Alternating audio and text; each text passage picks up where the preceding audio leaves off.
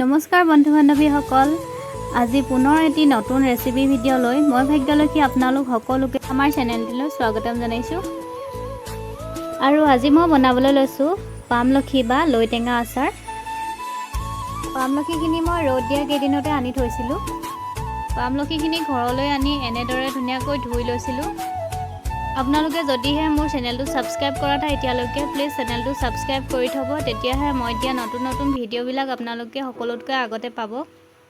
আৰু এয়া দেখিছে গোটেইখিনি ধুই লোৱাৰ পিছত এনেদৰে মই নিমখ আৰু হালধি সানি কেনে এটা ৰাতি থৈ দিম। আচাৰ যিহেতু ভেঁকুৰি যায়, ভেঁকুৰ উঠে, সেইকাৰণে মই ইয়াতে হালধি এড কৰিছোঁ। হালধি দিলে আচাৰ সোনকালে নেভেঁকুৰে, সেইবাবে মই হালধি এড কৰিছোঁ। এয়া হালধি আৰু নিমখ গোটেইখিনি মিক্স কৰি এনেদৰে এটা ৰাতি মই থৈ দিম।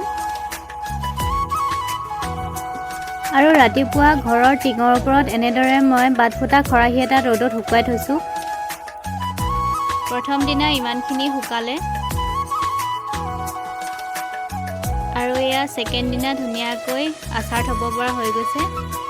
এইফালে শুকান কেৰাহী এখনত মই পাঁচফোৰণখিনি প্ৰথমতে ভাজি লৈছোঁ আৰু ইয়াতে শুকান জলকীয়া কেইটামান ভাজি লৈছোঁ। আৰু তেলখিনি গৰম হোৱালৈকে এনেদৰে মই কেৰাহীখনতে দি থৈ দিছোঁ। শুকান জলকীয়াকেইটা মই অলপ অলপ কাটি ল'লোঁ আৰু অলপ অলপ খুন্দি ল'লোঁ। আৰু ইয়াতে মই নিজৰ জোখমতে খুন্দি থোৱা পাঁচফোৰণখিনি, ৰেড চিলি পাউডাৰ, জিৰা পাউডাৰ অলপ লৈছোঁ। আৰু এইফালে ডাঙৰ বাতি এটাতে পামলখিখিনি লৈ ল'লোঁ আৰু গৰম কৰা তেলখিনি ইয়াতে মই গোটেইখিনি মিক্স কৰি দিলোঁ।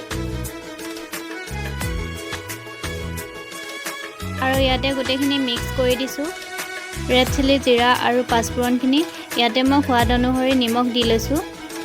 যিহেতু পামলখি কমকৈ আছিল সেইবাবে মই সোৱাদ অনুসৰি নিজৰ জোখত দি লৈছোঁ।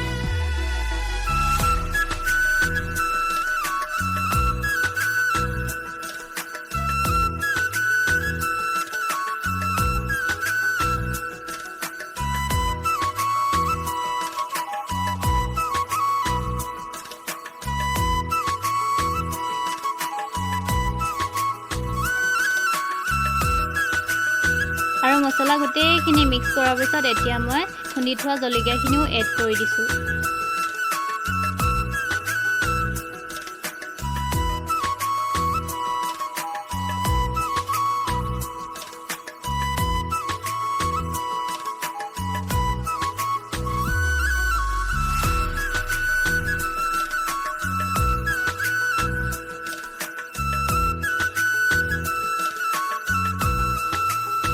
এয়া এতিয়া মোৰ পামলখি আচাৰ বনি গ'ল।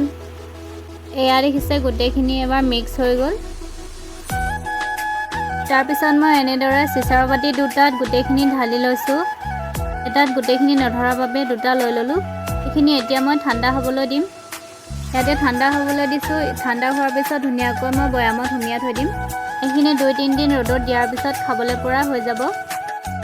আৰু এয়া এতিয়া মোৰ পামলখি আচাৰ ৰেডি। যদি ভাল লাগিল তেনেহ'লে প্লিজ লাইক কৰি দিব আৰু কমেণ্ট এটা কৰিব কেনেকুৱা হৈছে। আজিলৈ আহোঁ, বাই বাই।